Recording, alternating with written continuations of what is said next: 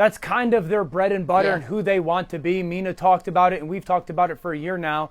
The pace on offense, that no huddle, and then the space that creates, sometimes because of the tempo, sometimes because of how wide their formations are. And when you combine them together, that's why you get so many of those perimeter screens. No quarterback in the NFL threw more perimeter screens last year than Jaden Daniels. So you're talking about potentially lining them up in the backfield and giving them the ball, absolutely. But then you're also talking about being in this no-huddle offense and giving a guy the ball on the perimeter right now that is as good with the ball in his hands out in space as anybody in the NFL. And this is there's a simplicity to that is so simple for an offense and a quarterback. If I had to, I do think that Washington is fascinating though, MK, because of this. And I loved Washington last year. I want to give them their flowers and credit them. I also don't think that they can fall into the trap thinking they're that close. 5 wins on the last play of the game, essentially, that's not likely in the NFL. And so while they're encouraged and intriguing, they're not one Deebo Samuel away from chasing down Philadelphia. There are still flaws in this roster that they got to have a very much so like attack mindset and not resting on the success of last year mindset. I do use it. Yeah, I 1000% agree with Dan Orlovsky. And I said this actually even before he said it, in terms of like, you know, he's saying attack mindset. I said aggressive. And it was funny because someone in the comment section was like, they don't have to be aggressive. They're blah, blah. And I'm like, okay, whatever you say. But they do, because you are building something. You're trying to build something special, and you're trying to take advantage of the rookie contract with Jaden Daniels. And that only lasts for so long. So being aggressive, being assertive, having an attack mindset, and trying to win right now is the way to go.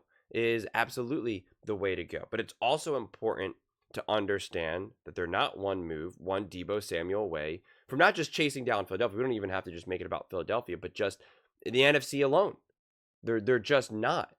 Or Super Bowl, whatever it may be. And I think it's important to acknowledge that and accept that, because you have other takes that I just made a clip about, where people are trying to say like, oh, this makes them better than the Philadelphia Eagles, and it's you're gaslighting Washington Commanders fans. You just are. And Dan has been so high on the Commanders off last season, going into this past season, super high on Jaden Daniels, obviously, as you guys know. I'm one of the ones that said, oh, the Commanders. I was saying that that Jaden and Cliff and the Commanders will be a great team this last season, and I'm one of the few people that said no, Jaden's going to play great on the road in the playoffs, that that they can beat the Bucks and the Lions, etc., etc. And I think it's so important to be able to build that foundation of honesty rather than just hot takes and hype. Because then when someone like me or someone like Dan says, listen, this is a great move and this is a positive move, but it's not everything, it's like you can take that more seriously. You can kind of accept that, and again, you could disagree if you want. It's not saying that anything that I say or Dan or anyone else is 100% a fact, but you can at least believe in the authenticity of it. Or if you have a differing opinion, you could say, okay, well, this guy was kind of right about some of these other things. Like, let me think about this for like an extra second longer, maybe than I normally would have. And because the problem is, anytime you say something like what Dan said or what I say, like, it's easy to get automatically flagged as like a hater or something, right? Or like a doubter. And it's like, I constantly try to push back against those narratives, because it's like, it's not hate, it's not negative, it's not this, it's trying to look at everything from all the angles, from the complete picture. And I am confident that, listen, if you needed to get to if we were looking at this team on a scale of 0 to 100, and getting to 100 is how you win a Super Bowl. Let's say, and these are made up numbers, obviously, but let's say they were at 85 last season. Adding a Deebo to me is about like a +5, if that, maybe even less than that. Like, it is nice, and it is more of a luxury than a necessity. And although I do think Jaden Daniels and Cliff and this offense as a whole will have some awesome moments with Deebo, and can really open up the field and really kind of solidify what they want to do offensively, but it's nowhere near enough from my viewpoint. It's really not.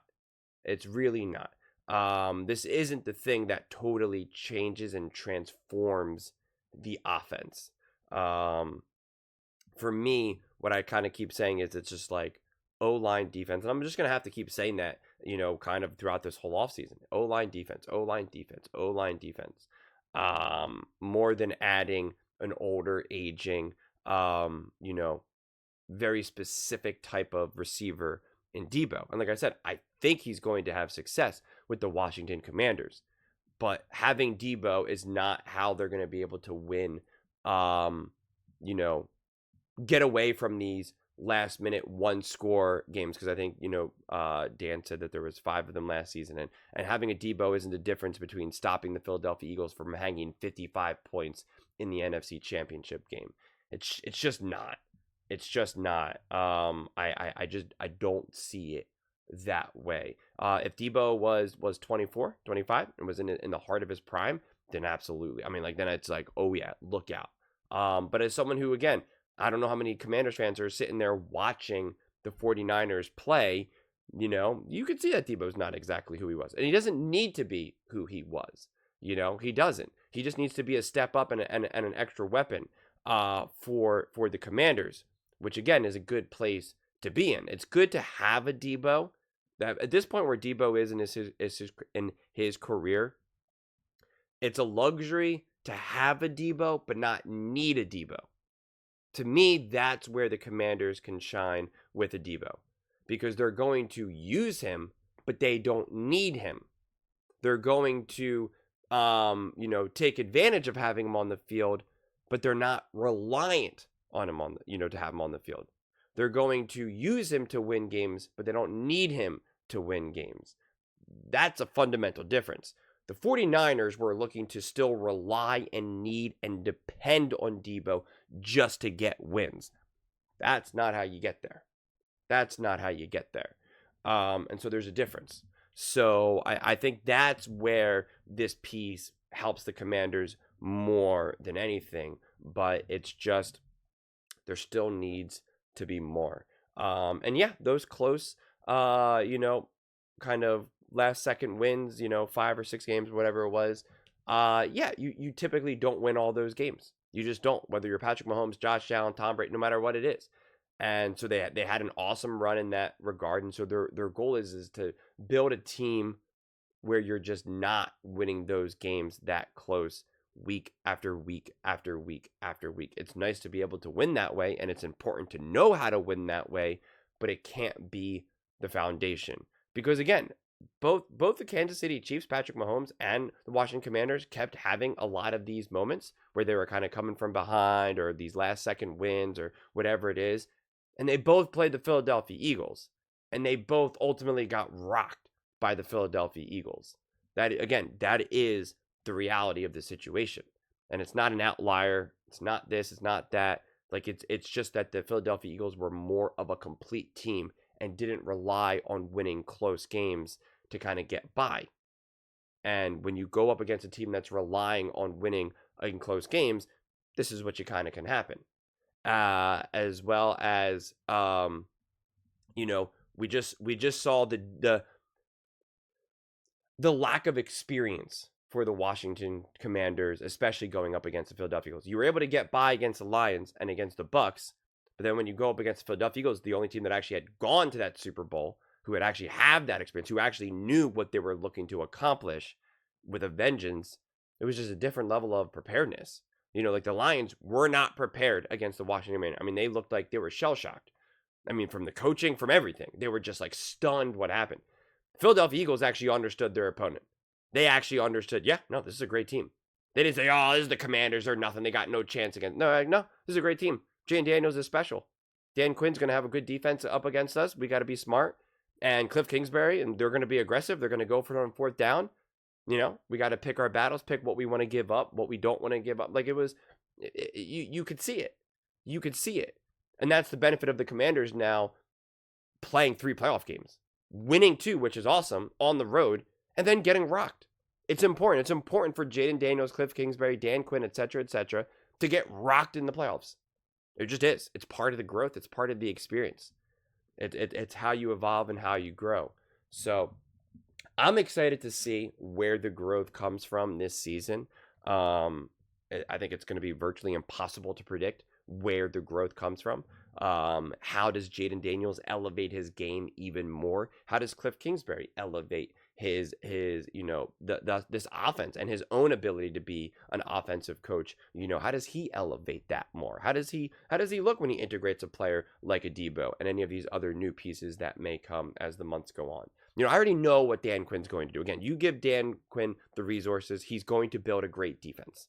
He's just done that multiple times with multiple teams, in two different decade eras. So we know what he's going to do, but you got to give him the pieces for it. So I'm excited to see how this team elevates and kind of, how big of a step forward can they make? Those will be the questions that I'm really looking to see more than anything. But I do know that this team can't just continue to be live and die by Jaden Daniels. And so that's why I'm such a stickler for O-line defense.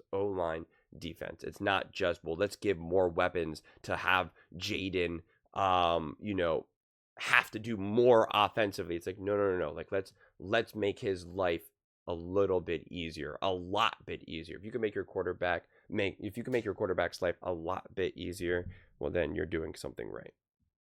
But those are just my thoughts. I'd absolutely love to hear yours. What do you guys all think about the Commanders acquiring Deebo Samuel, and kind of how we're getting these split takes, quite frankly? You're having people say either, hey, this is, a good move, but, still plenty more to go. And you have other people that are saying, this is the move. Here we go. All hands on deck. Let's go. Commanders coming. Where do you fall on that, very specific spectrum? Let me know in the comments below. I read every single comment. So whether you agree with me or disagree with me, either way, let's get in some discussions. Let's get in some fights. But ultimately, let's just have some fun.